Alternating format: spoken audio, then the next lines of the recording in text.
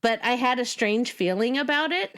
So I dispatched 3 deputies to go to the call. One of them was a canine. They got out there, they talked to the reporting party, and then went out to go check for the people out in the grow, and they were fired upon. And during the firefight, I lost 1 deputy.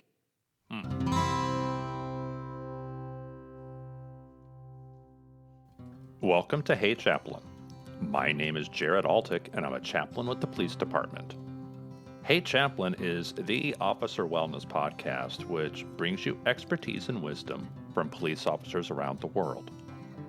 This year we will close in on and pass 200 episodes of the Hey Chaplain podcast. And with 200 episodes, it's pretty easy to lose track of different topics and specific guests.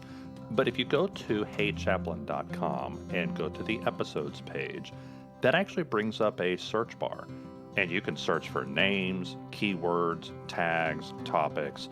I've done a pretty good job. Most episodes have a list of tags, including the state or country the story happened in. And so go to that website, heychaplain.com, go to the episodes page, and start typing things in. You might be surprised at an episode that maybe you missed the first time or you didn't realize what the topic was actually about, and you can locate a story that you were looking for. On today's episode, we're talking to Deborah Green.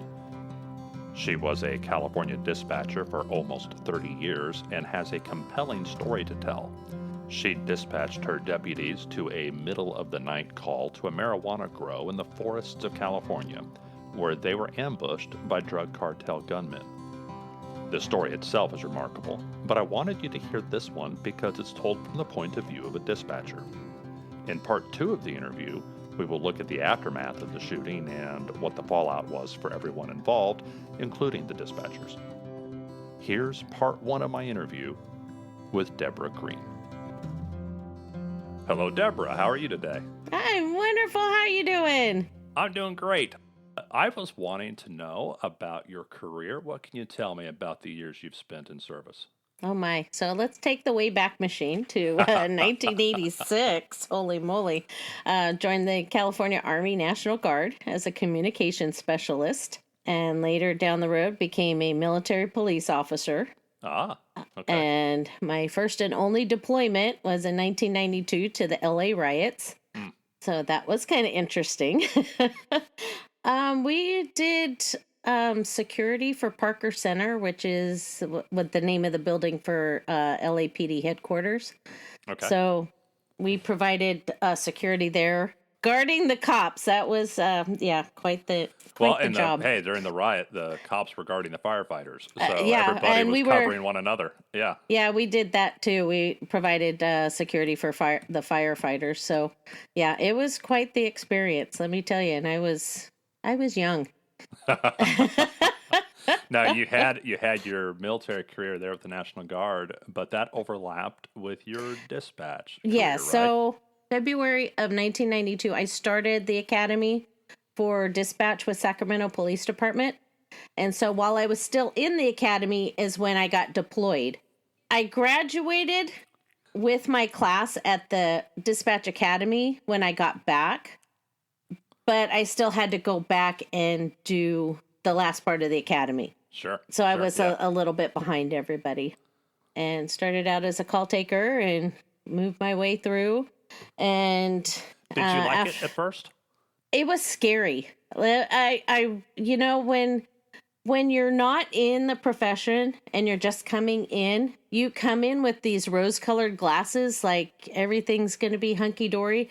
You don't realize the horrible circumstances that happen every single day in your community. So that was kind of eye-opening.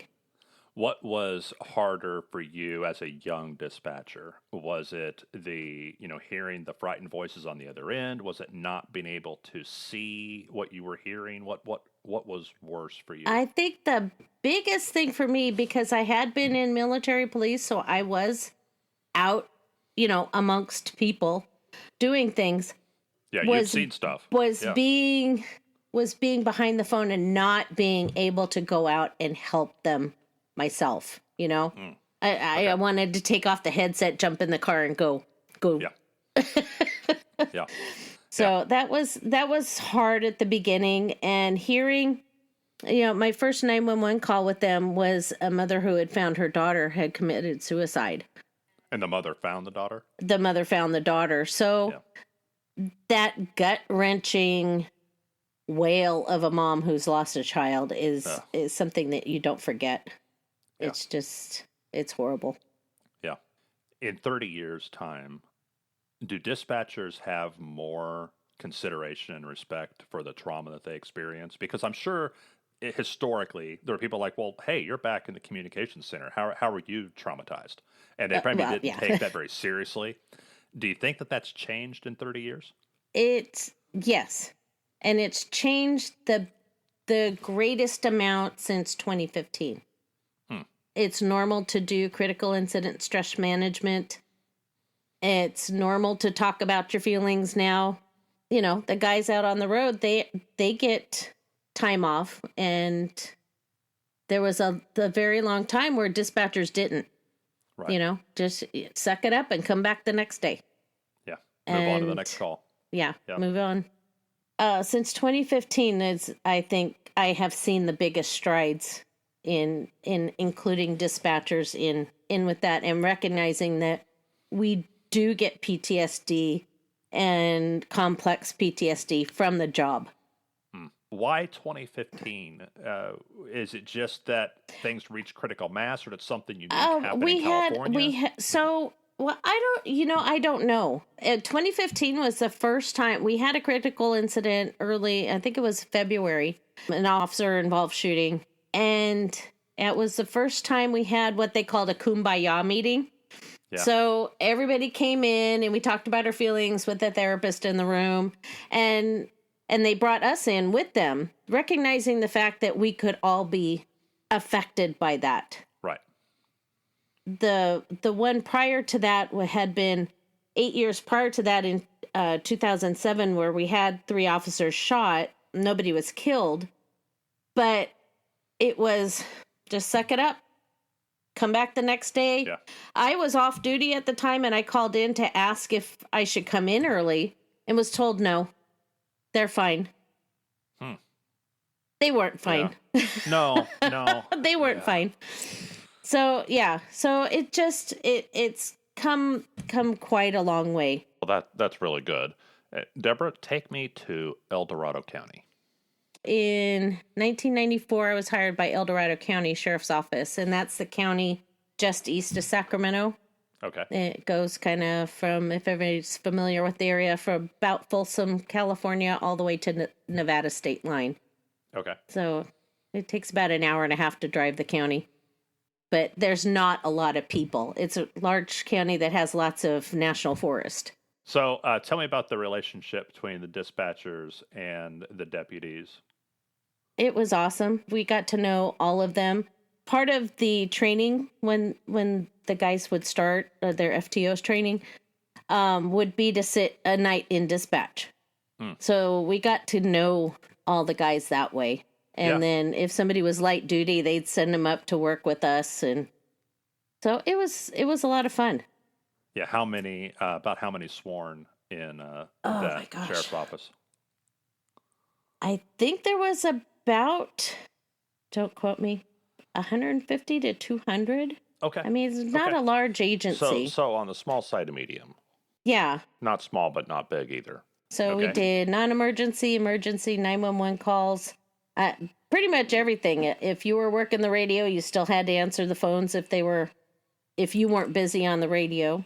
Lots of double duty. I think maybe at the most working the busy radio, I would have 20 to 30 deputies. Okay. We had 2 radios. One was for Tahoe and one was for what we called West Slope. And Tahoe usually had maybe 5 or 6. And then West Slope had 20 to 30, depending on if there was a call. I think the most we had at one time was over 100 on the radio. And that was an officer-involved shooting in 2007.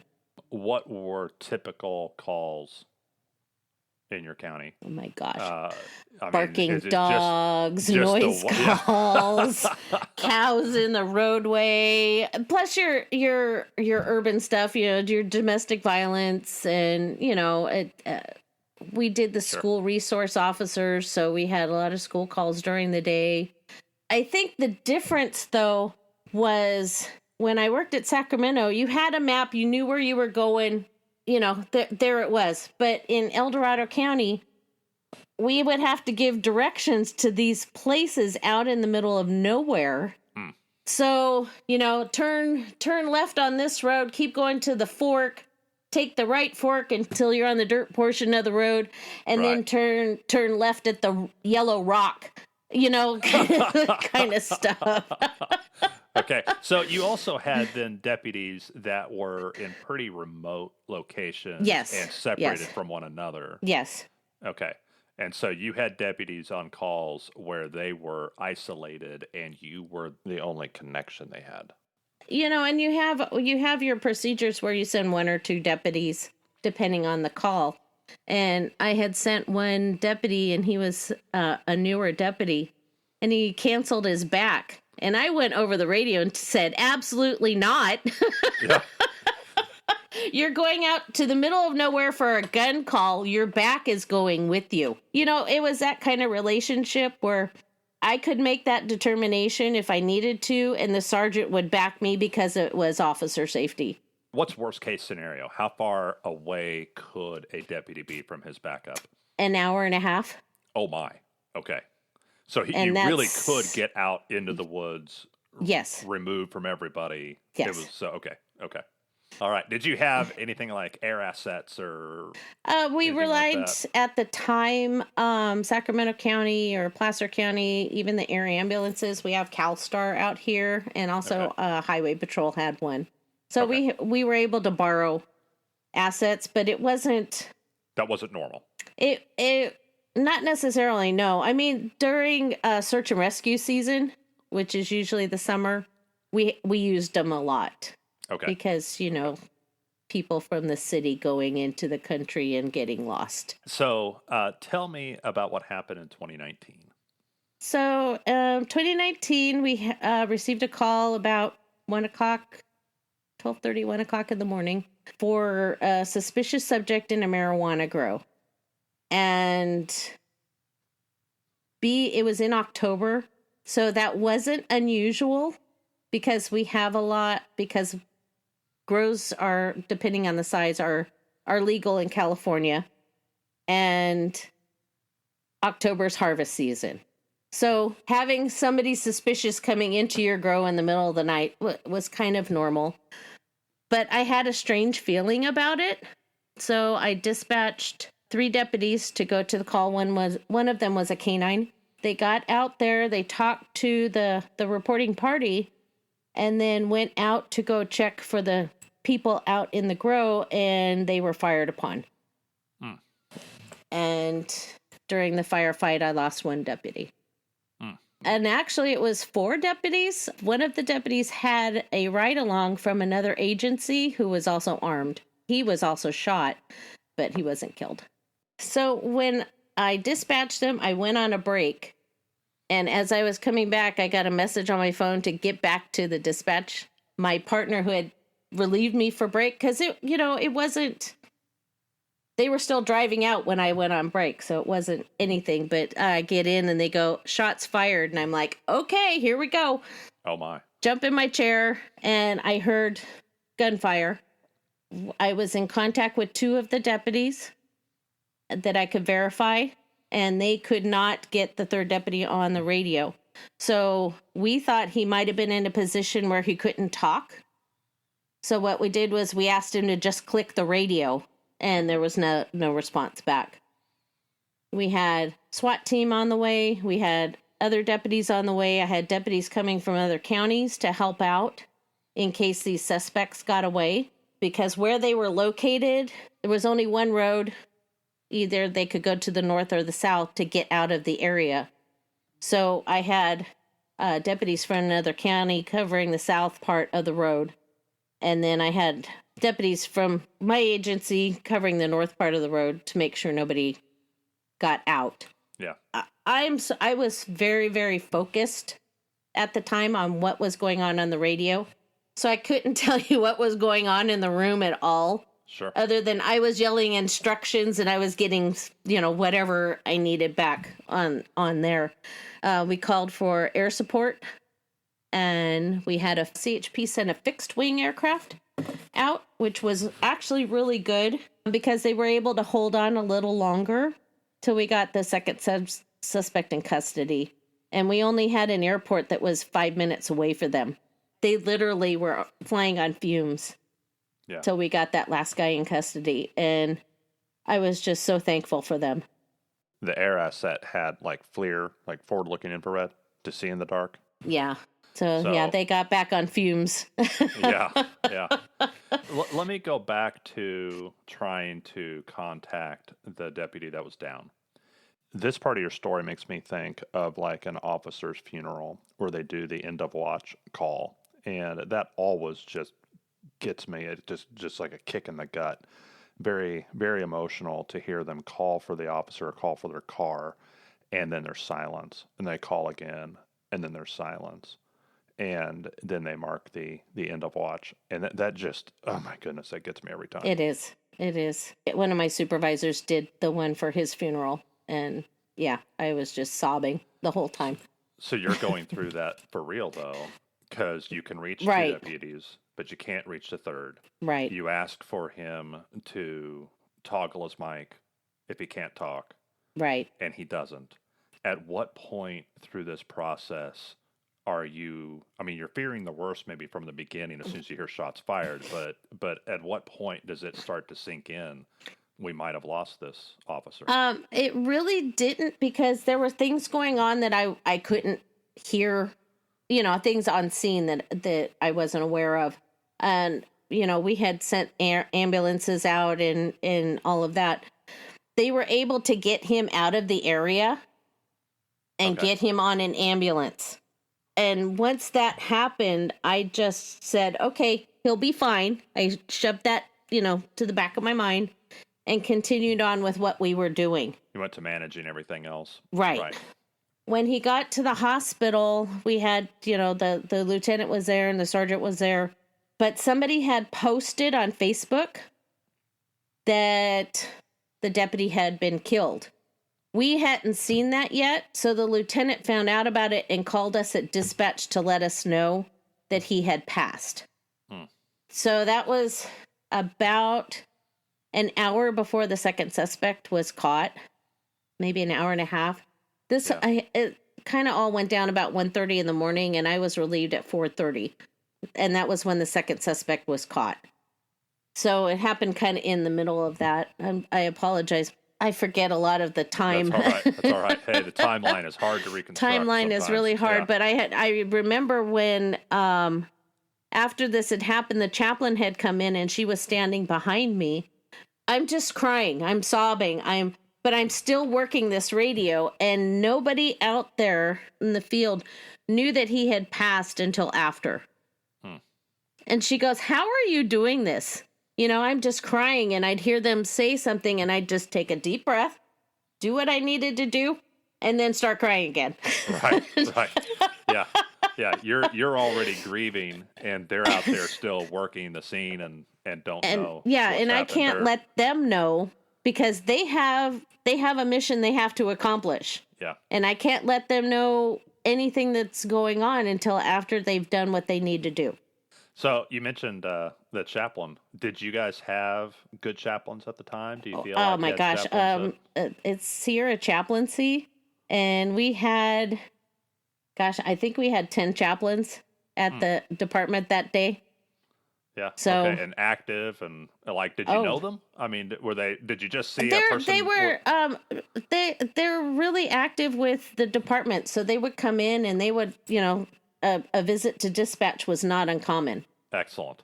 So they weren't strangers. No. Yeah. I think this one was. I think that was the first time I had met her. But I mean, that happens. But yeah, it's good.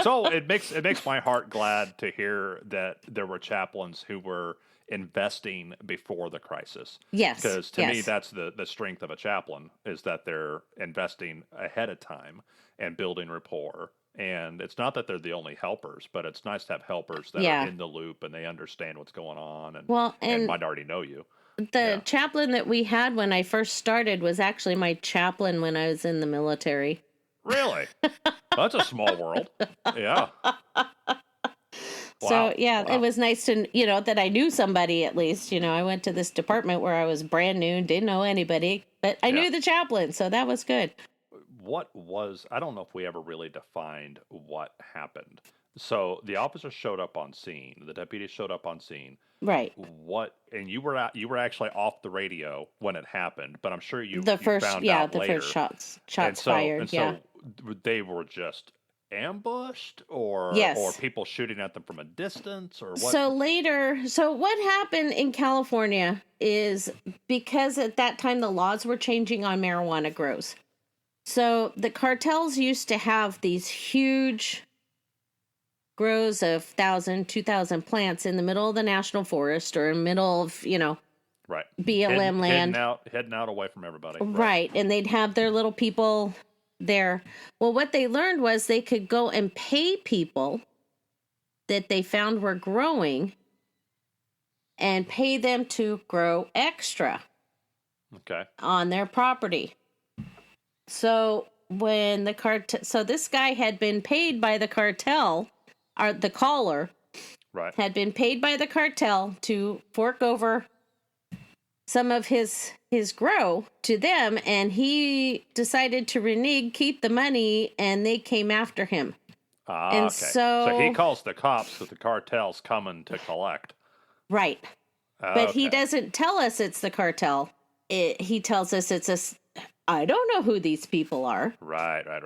So your deputies get there. And they walked into an ambush, is basically what happened. So the cartel who's there to get that guy, they're the ones who shot They're the ones who shot the deputies, yeah. Okay. It wasn't the caller. It was the people who were going after the caller. Right. That were doing the shooting. But the person who called us, the caller, was actually charged. He was charged with, it wasn't capital murder, but facilitating. I forget what the fancy terms are. So is that like with the bank robbery, where if there's a death in the process of committing a felony, you get charged with murder? Like if you're the driver and you're not the one who shot the guy, but you know, that's pretty much what it was. Okay. So he got charged along with that, and I think he had a plea deal, and I think the other guys pled too. But I was one of the first dispatchers that has ever written a victim impact statement to be read in court. Yes.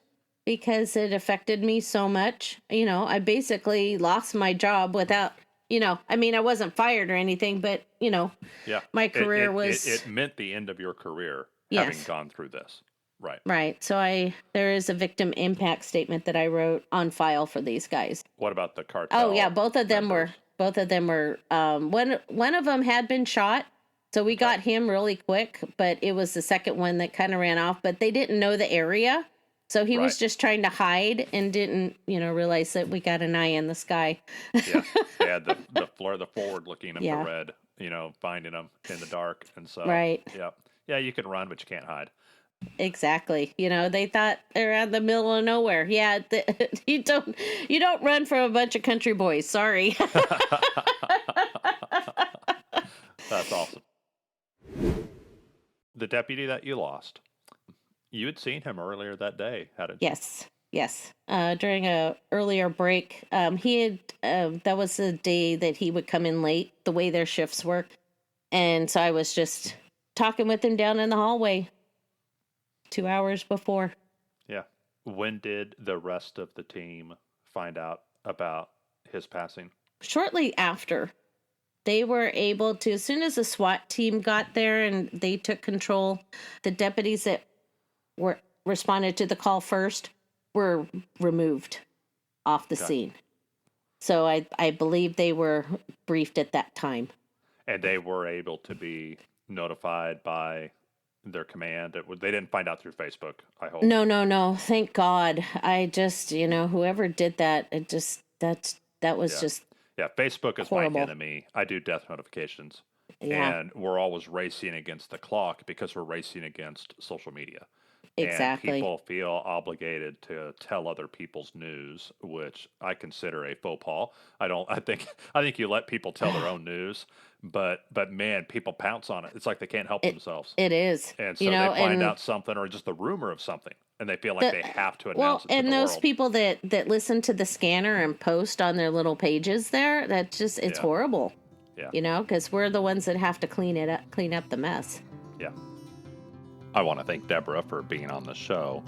Dispatchers have an incredibly difficult job, and Deborah did this for almost 3 decades. Her story had an impact on me, primarily because I'm a patrol chaplain. My focus is on the patrol officers and what's happening out in the street, and it becomes an afterthought about what's happening back at the communications center. Listening to Deborah's story from her perspective opens my eyes to what's going on behind the scenes. Now, this was only part 1 of a 2-part interview. And in the second part, we're going to look at the after effects. What happened the next day? What happened at the funeral? What happened in the following year? Deborah has a lot of insight about how her agency responded, both good and bad, in both the short term and the long term for those who were traumatized by this event. You don't want to miss this part of the discussion, and let me give you just a little excerpt of that right now. Out of the 4 deputies that responded, the 1 deputy was killed, 1 deputy was shot, and he was unable to return to his agency. But he kind of got lost in the shuffle because he was on a ride along with our agency. So he wasn't officially on duty, so he couldn't get workman's comp. It was just a whole... Wow. Yeah. But he finally got his retirement about 2 years ago, so I was really happy to hear that. Then we had 1 deputy that never returned back to work after his time off. And then the last deputy, he would come back and then leave again and come back and leave again. I was the one who lasted the longest out of that core group, and I was there about a year before workman's comp told me no more.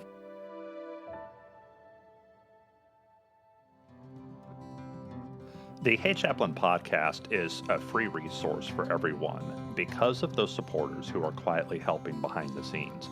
If you want to help this show reach more cops and chaplains and other first responders around the world, then please follow the link in the episode description to support the show. The views expressed here are the personal views of the host and our guest and do not necessarily represent the views of any law enforcement agency or its components. If you like this episode, please share it with a cop or someone who loves a cop. Thank you for listening to Hey Chaplain, and as always, pray for peace in our city.